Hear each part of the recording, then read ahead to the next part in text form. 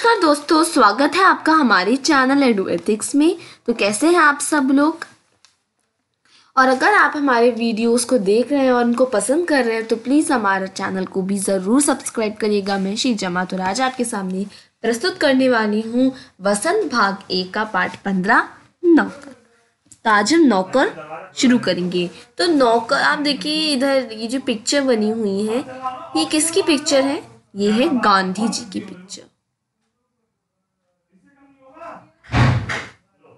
ये गांधी जी की पिक्चर है, राइट? ओके।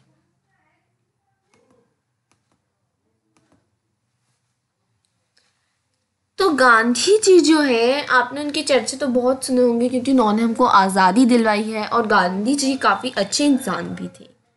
ठीक है। तो आश्रम में इस वीडियो में हम इस चैप्टर की रीडिंग करेंगे, राइट? देन नेक्स्ट वीडियो हम इसका देखिए समझाऊंगी तो मैं आपको हुई इस चैप्टर में, मतलब इस वीडियो में भी, लेकिन अगले वीडियोज़ के और भी हम वीडियोज़ बनाएंगे जिसमें आपको उसका सारांश, क्वेश्चन एंड आंसर्स और जो भी बाकी की चीज़ें हैं जिससे आपका ये वाला चैप्टर बहुत अच्छे से आपको क्लियर हो सके, वो सारी चीज़ें हम आजमाएंगे। ठीक है। तो आश्रम में गांधी कई ऐसे काम भी करते थे जिन्हें आमतौर पर नौकर चाकर करते हैं। तो गांधी जी जो थे वो काफ़ी इंडिपेंडेंट थे, राइट? एंड वो कभी भी हार मानने वाले नहीं थे and he is very active person. और वो ये नहीं समझते थे कि ये जो काम है ये गरीबों का है, अमीरों का है। वो कहते थे अपने काम अपने हैं, यानी कि अगर आपने देखिए जैसे आपने खाना खाया, राइट? तो आप अपने बर्तन जो है वो खुद धोएंगे। ऐसा नहीं है कि वो काम उसका है तो हम अपने बर्तन नहीं धोएंगे। ठीक है। आमतौर पर नौकर चाकर करते थे। जिस जमाने में वो बैरिस्ट्री से हजारों रुपए कमाते थे, उस समय भी वे प्रतिदिन सुबह अपने हाथ से चक्की पर आटा पीसा करते थे। चक्की चलाने के कस्तूरबा और उनके लड़के भी हाथ बटाते थे। इस प्रकार घर में रोटी बनाने के लिए महीने या मोटा आटा वे खुद पीस लेते थे। साबरमती आश्रम में भी गांधी ने पिसाई का काम जारी रखा। वह चक्की को ठीक करने में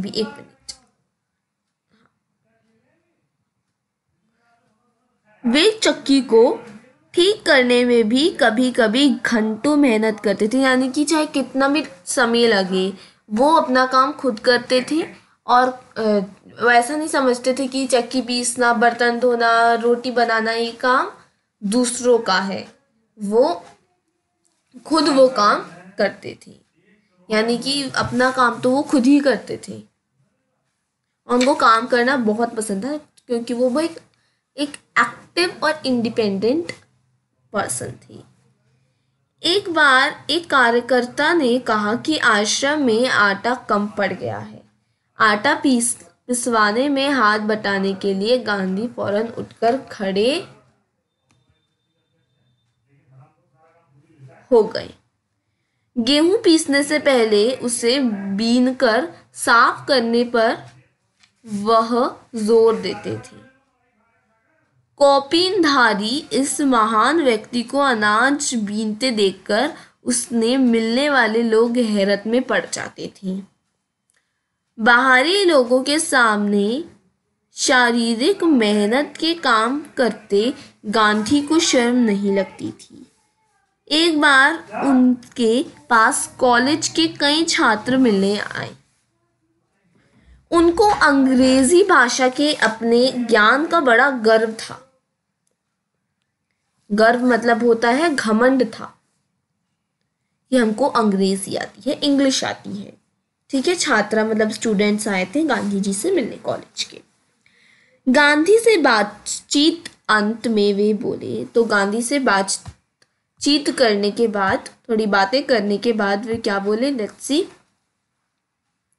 बापू। तो पहले गांधी जी को क्या बोला जाता था, कौन से नाम से बोला जाता था? बापू, ठीक है। बापू, यदि मैं आपकी कोई सेवा कर सकूं तो कृपया मुझे अवश्य बताएं। तो जो किसी छात्र ने बोला कि अगर मैं आपकी सेवा कर सकूं तो कृपया मुझे अवश्य बताएं, क्योंकि उनको क्या लगा, उन्हें आशा क्या थी कि बापू, क्योंकि उनको तो इंग्लिश बहुत अच्छी आती है, राइट, तो उनको उसका गर्व था। तो उन्होंने गांधी से बोला कि अगर हम आपका कुछ काम कर सकते हैं तो आप हमें ज़रूर बताएं। तो उन्होंने सोचा था कि गांधी, हम देखिए इतने होशियार है, तो गांधी जी हमें लिखने पढ़ने का ही काम देंगे, है ना। तो गांधी ने उनके मन की बात पढ़ ली, बात ताड़ ली और बोले, ताड़ मतलब पढ़ ली, समझ ली, ठीक है। अगर आपके पास समय हो तो इस थाली के गेहूं बीन डालिए। आगंतुक बड़ा मुश्किल में पड़ गए। आगंतुक यानी कि देखिए, गांधी जी ने उनकी बात समझ ली, तो गांधी जी ने उनको क्या टास्क दिया कि आप ऐसा करिए, थाली में जो गेहूं है उनको बीन डालिए। आगंतुक बड़ी मुश्किल में, यानी कि वो लोग बहुत मुश्किल में पड़ गए, क्योंकि उनको क्या आशा थी कि वो लिखने पढ़ने का काम देंगे गांधी जी, लेकिन उन्होंने क्या काम दिया, गेहूं बीन डालने का काम दिया। लेकिन अब तो कोई चारा बचा ही नहीं था, यानी कि अब तो कोई भी चांस नहीं, मतलब अब तो जो होना था वो होना है, अब कुछ भी नहीं कर सकते, अब तो कोई चारा नहीं है। तो 1 घंटे तक, 1 आवर तक गेहूं बीनने के बाद वह क्या हो गए, थक गए और गांधी से विदा मांग कर चल दिए। कुछ वर्षों तक गांधी ने आश्रम के भंडार का काम संभालने में मदद दी।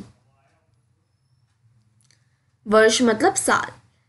सवेरे की प्रार्थना के बाद वे रसोई घर में जाकर सब्जियां छीलते थे। सवेरे यानी कि सुबह, प्रार्थना के बाद, पूजा के बाद वे क्या करते थे, वे रसोई घर में जाकर सब्जियों को पील करते थे, छीलते थे, है ना। रसोई घर या भंडारे में अगर वे कहीं गंदगी या मकड़ी का जाला देख पाते थे तो अपनी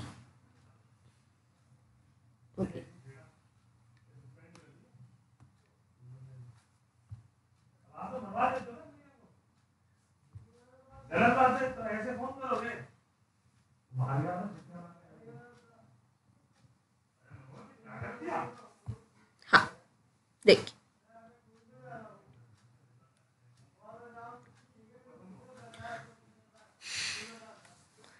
उन्हें सब्जी, फल और अनाज के पौष्टिक गुणों का ज्ञान था। यानी कि जैसे सब्जी हो गया, फल हो गया, अनाज हो गया, बहुत हेल्दी होते हैं, तो उनके जो पौष्टिक गुण हैं उनका ज्ञान किसको था, गांधी जी को था। एक बार एक आश्रमवासी ने बिना धोए आलू काट लिए।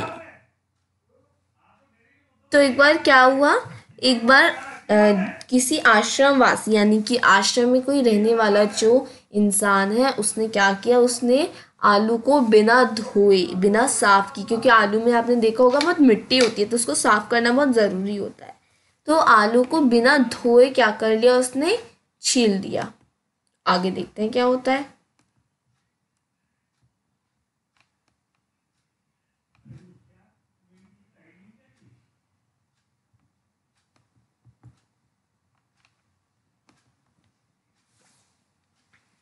गांधी ने उसे समझाया कि आलू और नींबू को बिना धोए नहीं काटना चाहिए।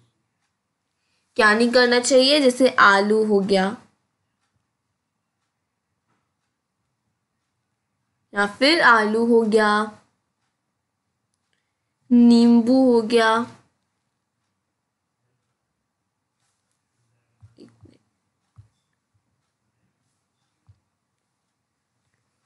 नींबू हो गया,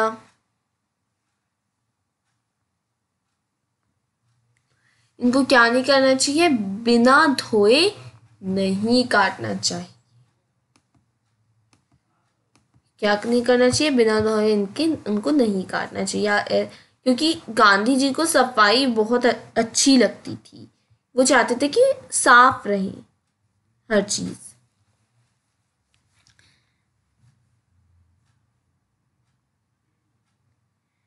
एक बार एक आश्रमवासी को कुछ ऐसे केले दिए गए जिनके छिलकों पर काले चकत्ते पड़ गए थे। यानी कि आपने देखा होगा, आप कई केले ऐसे आ जाते हैं जिन पे ब्लैक ब्लैक ऐसे बढ़ जाते हैं, राइट, जो बहुत ज्यादा पक जाते हैं, है ना। वो एक आश्रमवासी को एक बार दे दिया। कुछ ऐसे केले दिए जिनके छिलकों पर क्या लगे थे, काले चकत्ते पड़ गए थे। उसने बहुत बुरा माना, तो उसको बुरा लग गया कि ऐसा केला दिया है मुझे, राइट।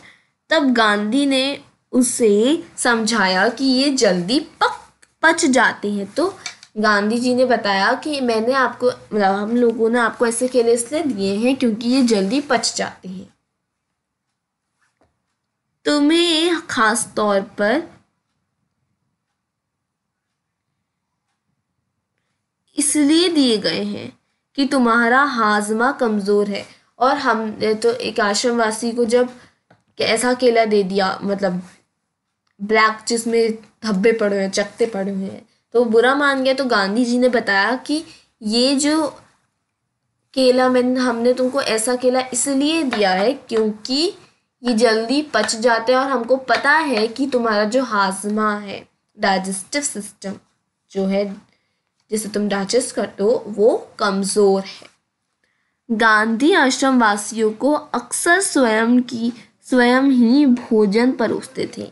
तो गांधी जी जो थे वो काफी सभ्य इंसान थे। तो वो आश्रम वासी, यानी कि जो आपका जो गुजरात में साबरमती आश्रम है ना, उसमें जो लोग रहते थे, आश्रमवासी जो थे, वो अक्सर क्या करते थे, स्वयं ही भोजन परोसते थे। गांधी जी उन आश्रमवासियों को स्वयं भोजन परोसते थे क्योंकि बहुत सभ्य इंसान थे। इस कारण वे बेचारे बेस्वाद उबली हुई चीजों के विरुद्ध कुछ कह भी नहीं पाते थे। दक्षिण अफ्रीका की एक जेल में वे सैकड़ों कैदियों को दिन में 2 बार भोजन परोसने का कार्य भी कर चुके हैं। यानी कि दक्षिण अफ्रीका जो है, वहां की एक जेल थी जिसमें सैकड़ों कैदी थे और उनको दिन में 2 बार कौन भोजन परोसता था?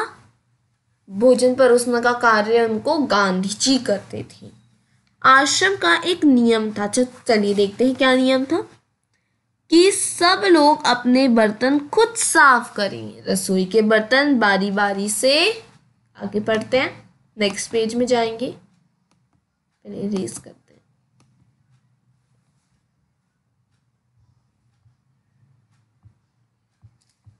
हाँ। कुछ लोग दल बांध कर धोते थे।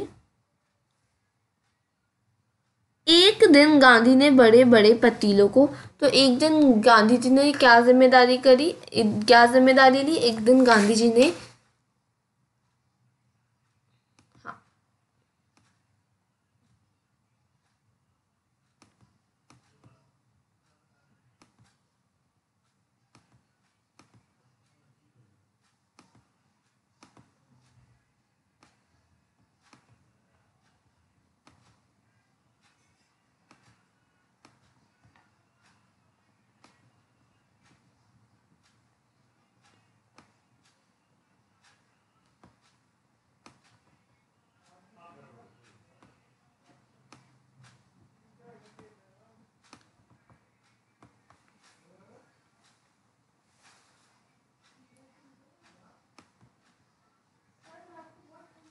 ठीक है।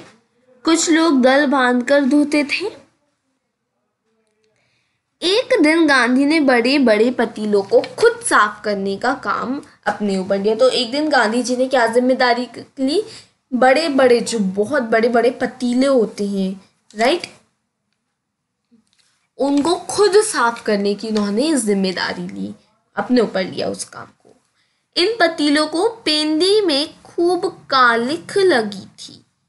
काली मतलब बहुत, देखिए जो गंदा गंदा जो होता है ना, ब्लैक ब्लैक जो होता है, हो जाते हैं बर्तन बड़े बड़े, वो हो गया था कढ़ाई। राख भरे हाथों से वह एक पतीलों को खूब जोर से रगड़ने में लगे हुए थे। तो राख भरे हाथों से यानी कि साफ करते करते काले हो गए थे उनके हाथ, राइट। तो राख भरे हाथों से वह एक पतीला था जिसमें खूब जोर से वे रगड़ने में लगे हुए थे कि तभी कस्तूरबा वहां आ गई। कस्तूरबा आ गई वहां पे, ठीक है। तो उन्होंने क्या किया, कस्तूरबा ने उन्होंने पतीले को पकड़ लिया और बोली, तो कस्तूरबा ने पतीलों को पकड़ लिया और वो क्या बोली, यह काम आपका नहीं है। इसे करने को और बहुत से लोग हैं। फिर गांधी ने क्या कहा, देखते हैं। okay.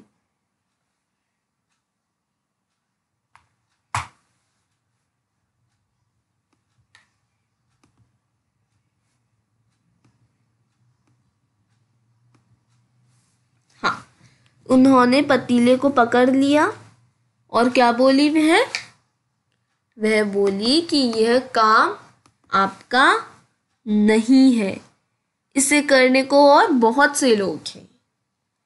गांधी को लगा, तो गांधी जी को क्या लगा कि उनकी बात मान लेने में ही बुद्धिमानी है, और वे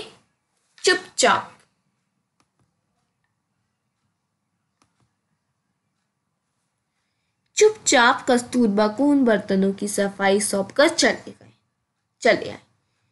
बर्तन एकदम अगर बर्तन, देखिए क्या होता था गांधी जी के साथ, पहले मैं रीड करती हूँ फिर समझाऊंगी। बर्तन एकदम चमकते ना हो तब गांधी को संतोष नहीं होता था। एक बार जेल में उनको जो मददगार दिया गया था उसके काम से असंतुष्ट होकर उन्होंने बताया था कि वे खुद कैसे लोहे के बर्तनों को भी मांझकर चांदी सा चमका सकते थे। यानी कि जब तक जो बर्तन है वो अच्छे से चमक नहीं जाते थे, अच्छे से साफ नहीं हो जाते थे, तब तक गांधी जी को चैन नहीं पड़ता था।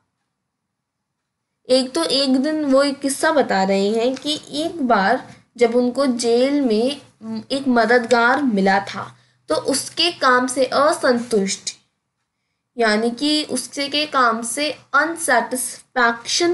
असेटिस्फाइड होके उन्होंने खुद वो जो बड़ा सा लोहे का बर्तन था उसको मांझकर चांदी सा चमकाया था, ठीक है। जब आश्रम का निर्माण हुआ, देखिए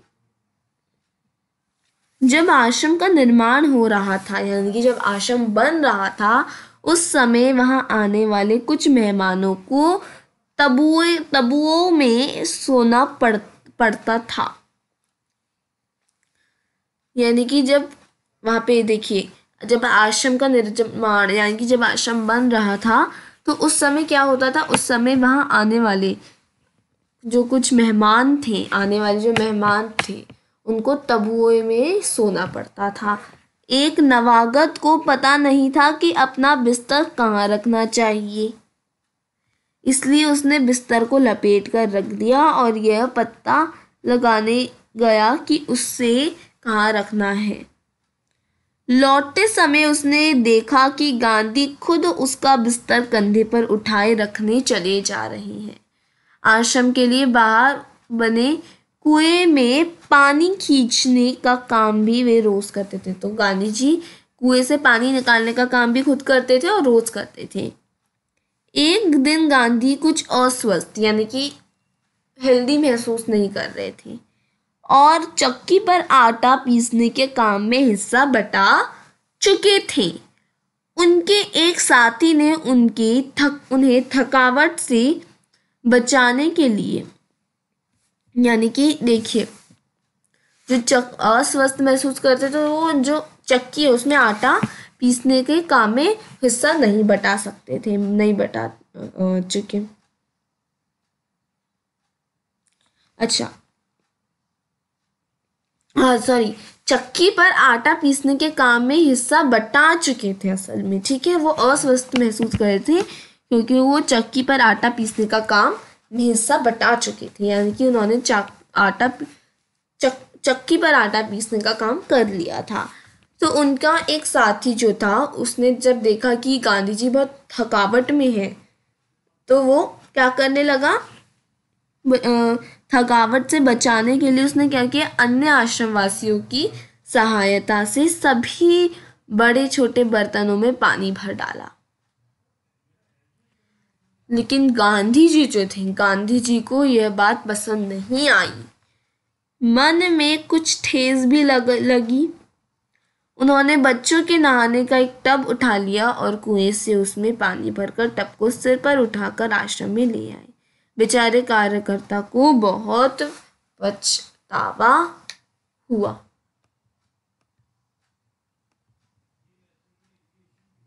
अगला देखते हैं।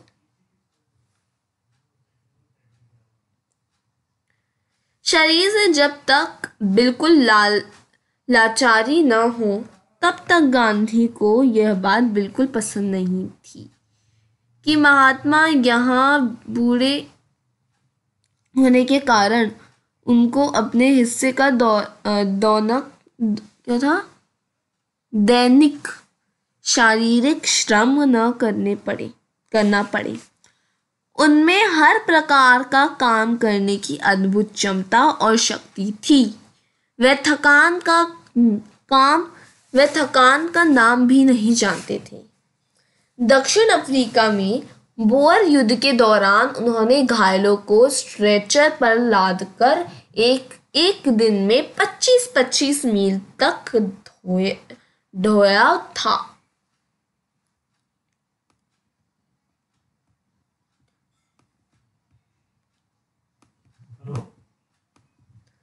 वह मीलों पैदल चल सकते थे। दक्षिण अफ्रीका में जब वे टॉलस्टॉय बाड़ी में रहते थे, तो एक जगह है टॉलस्टॉय, वहाँ पे जब वह रहते थे तब पास के शहर में कोई काम होने पर दिन में अक्सर 42 मील तक पैदल चलते थे। इसके लिए वे घर में बना कुछ नाश्ता साथ लेकर सुबह 2 बजे ही निकल पड़ते थे। शहर में खरीदारी करते और शाम होते होते वापस फार्म पर लौट आते थे। उनके अन्य साथी भी उनके उस उदाहरण का खुशी खुशी अनुकरण करते थे। एक बार किसी तालाब की भराई का काम चल रहा था, जिसमें गांधी के साथी लगे हुए थे। एक सुबह काम खत्म करके वे लोग फावड़े, कुदाल और टोकरियां लिए जब वापस लौटे तो देखते हैं कि गांधी ने उनके लिए तशतरियों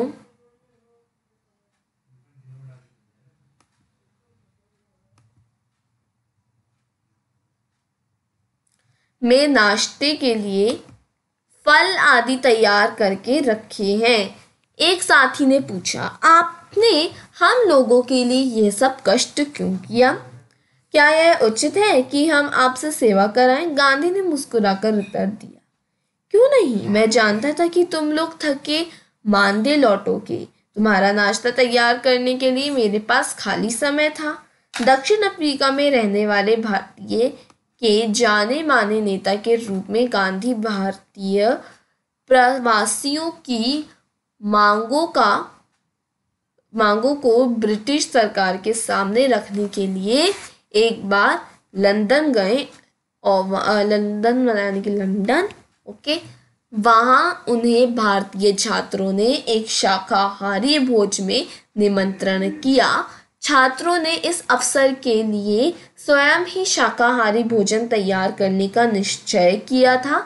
तीसरे पहर 2 बजे एक दुबला पतला और चरहरा आदमी आकर उनके में शामिल हो गया और तश्तीरियाँ धोने, सब्जी साफ करने और अन्य छुटपुट काम करने में उनकी मदद करने लगा। बाद में छात्रों का नेता वहां आया तो क्या देखता है कि वह दुबला पतला आदमी और कोई नहीं उस शाम को भोजन में निमंत्रित कर उनके सम्मानित अतिथि गांधी थे। गांधी दूसरे से काम लेने में बहुत सख्त थे, लेकिन अपने लिए दूसरों से काम कराना उन्हें नापसंद था। एक बार एक राजनीतिक सम्मेलन से गांधी पर अपने डेरे पर लौटे तो आगे देखते हैं। रात हो गई थी। सोने से पहले वे अपने कमरे का फर्श बुहार रहे थे।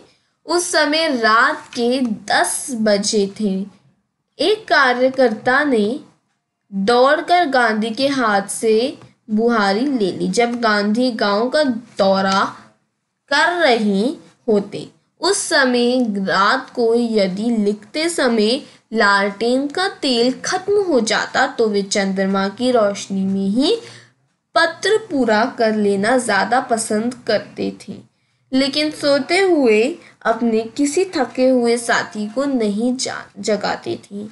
नौखाली पद यात्रा के समय गांधी ने अपने शिविर में केवल 2 आदमियों को ही रहने की अनुमति दी हो।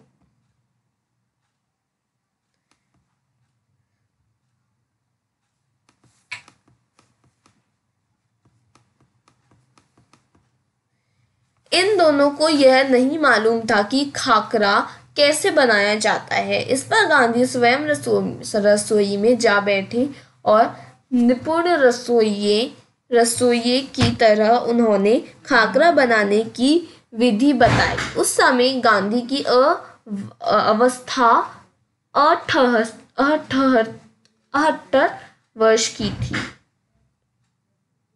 गांधी को बच्चों से बहुत प्रेम था। अपने 78 यानी कि 88 थी। अपने बच्चे के जन्म के 2 माह बाद उन्होंने कभी किसी दाई को बच्चे की देखभाल के लिए नहीं रखा। वे मानते थे कि बच्चे के विकास के लिए माँ बाप का प्यार और उनकी देखभाल अनिवार्य है। वे माँ की तरह बच्चों की देखभाल कर सकते थे, खिला पिला और बहला सकते थे। एक बार दक्षिण अफ्रीका में जेल से छूटने के बाद घर लौटने पर उन्होंने देखा कि उनके मित्र की पत्नी श्रीमती पोलक बहुत ही दुबली और कमज़ोर हो गई है। उनका बच्चा उनका दूध पीना छोड़ता नहीं था और वह उसका दूध छुड़ाने की कोशिश कर रही थी। बच्चा उन्हें चैन नहीं लेने देता था और रो रो कर उन्हें जगाए रखता था। गांधी जिस दिन लौटे उसी रात से उन्होंने बच्चे की देखभाल का काम अपने हाथों में ले लिया। सारे दिन बड़ी मेहनत करने, समाओं में भाषण देने के बाद 4 मील पैदल चलकर गांधी कभी कभी रात को 1 बजे घर पहुंचते थे और बच्चे को श्रीमती पोलक के बिस्तर पर से उठाकर अपने बिस्तर पर लिटा लेते थे। वह चारपाई के पास एक बर्तन में पानी भरकर रख लेते ताकि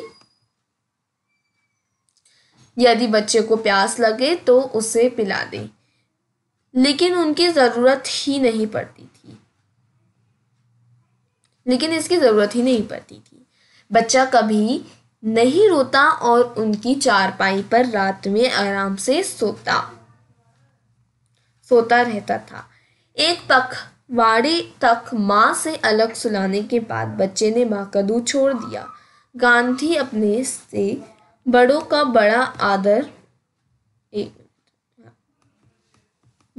बड़ा आदर करते थे। दक्षिण अफ्रीका में गोखले गांधी के साथ ठहरे हुए थे। इस समय गांधी ने उनके दुपट्टे पर इस्त्री यानी कि प्रेस की। वह उनका बिस्तर ठीक करते थे, उनको भोजन परोसते थे और उनके पैर दबाने को भी तैयार रहते थे। गोखले बहुत मना करते थे, लेकिन गांधी नहीं मानते थे। महात्मा कहलाने से बहुत पहले एक बार दक्षिण अफ्रीका से भारत आने पर गांधी कांग्रेस के अधिवेशन में गए। वहां उन्होंने गंदे पाखाने साफ किए और बाद में उन्होंने एक बड़े कांग्रेसी नेता से पूछा, मैं आपकी क्या सेवा कर सकता हूँ? नेता ने कहा, मेरे पास बहुत से पत्र इकट्ठे हो गए हैं जिनका जवाब देना। मेरे पास कोई कारकुन नहीं है जिसे यह काम दूं। क्या तुम यह काम करने को तैयार हो? गांधी ने कहा, जरूर, मैं ऐसा कोई भी काम करने को तैयार हूँ जो मेरी सामर्थ्य से बाहर न हो। यह काम उन्होंने थोड़ी ही समय में समाप्त कर डाला और उनके बाद उन्होंने उन नेता की कमीज के बटन आदि लगाने और उनकी अन्य सेवा का काम खुशी से किया। जब कभी आश्रम में किसी सहायक को रखने का आवश्यकता होती थी, तब गांधी किसी हरिजन को रखने का आग्रह करते थे और उनका कहना था, नौकरों को हमें वेतनभोगी मजदूर नहीं, अपने भाई के समान मानना चाहिए। इसमें कुछ कठिनाई हो सकती है, कुछ चोरियां हो सकती हैं, फिर भी हमारी कोशिश सर्वथा निष्फल नहीं जाएगी। सर्वथा यानी कि हमेशा, ऑलवेज, निष्फल यानी कि जिसका कोई फल ना हो, राइट, नहीं जाएगी। उन्हें यह मालूम ही न था कि किसी को नौकर की भांति यानी कि नौकर के समान कैसे रखें। नौकर की भांति। एक बार भारत की जेल में उनके कई साथी कैदियों को उनकी सेवा टहल का काम सौंपा गया। एक आदमी उनके फल धोता या काटता, दूसरा बकरियों को दूता, तीसरा उनके निजी नौकर की तरह काम करता और चौथा यानी कि फोर्थ उनके परखाने की सफाई करता। यह ब्राह्मण कैदी उनके बर्तन धोता। एक ब्राह्मण कैदी उनके बर्तन धोता था और 2 गोरे यूरोपियन प्रतिदिन उनकी चारपाई बाहर निकालती थी। गांधी ने देखा कि इंग्लैंड में ऊंचे घरानों में घरेलू नौकर को परिवार का आदमी माना जाता था। एक बार एक अंग्रेज के घर से विदा लेते उन समय उन्हें यह देखकर खुशी हुई कि घरेलू नौकरों का उनसे परिचय नौकरों की तरह नहीं बल्कि परिवार के सदस्य के समान कराया गया। एक बार एक भारतीय सज्जन के यहाँ काफी दिनों तक ठहरने के बाद गांधी जब चलने लगे, तब उस घर के नौकरों से उन्होंने विदा ले ली और कहा, मैं कभी किसी को अपना नौकर नहीं समझता, उसे भाई या बहन ही माना है और आप दोनों को भी मैं अपना भाई समझता हूँ। आपने मेरी जो सेवा की उसका प्रतिदिन देने का सामर्थ्य मुझ में नहीं है, लेकिन ईश्वर आपको इसका पूरा फल देंगे। तो लेखिका के बारे में हम बाद में पढ़ेंगे नेक्स्ट वीडियो में, राइट, एंड क्वेश्चन आंसर्स भी हम करेंगे, राइट। आश्रम में कॉलेज के छात्रों से गांधी जी ने कौन सा काम करवाया और क्यों करवाया, ये सब, ठीक है। आश्रम में तो वैसे मैं आपको समझा देती हूँ, आश्रम में कॉलेज के छात्रों से गांधी जी ने क्यों करवाया ये काम, क्योंकि गांधी जी ने ये पढ़ लिया था। देखिए, आपको उसकी लैंग्वेज में लिखना जो बुक में लिखा है, मैं आपको जो अभी तक मैंने समझा वो बता रही हूँ, राइट। तो आश्रम जो कॉलेज के छात्र हैं उनको गांधी जी ने क्या करने का काम दिया था, जो गेहूं है उनको बीन डालने का काम दिया था, क्योंकि वह जानते थे कि जो बच्चे हैं, जो छात्र हैं, वो उनको कौन सा काम देने के लिए कहेंगे? पढ़ने लिखने का काम ही देंगे। ठीक है। आश्रम में गांधी कई ऐसे काम भी करते थे जिन्हें आमतौर पर नौकर चाकर। तो ये सारे जो क्वेश्चन हैं ये हम नेक्स्ट वीडियो में आपको करवाएंगे। ठीक है, एकदम लिखित होगा ये सारे आंसर्स नेक्स्ट वीडियो में। निबंध से आगे सब हम नेक्स्ट वीडियो में करेंगे। तब तक के लिए stay tuned and please don't forget to like and subscribe to our channel. अगर आपको हमारा चैनल अच्छा लग रहा है तो उसको शेयर करना ना भूलिए। Thank you.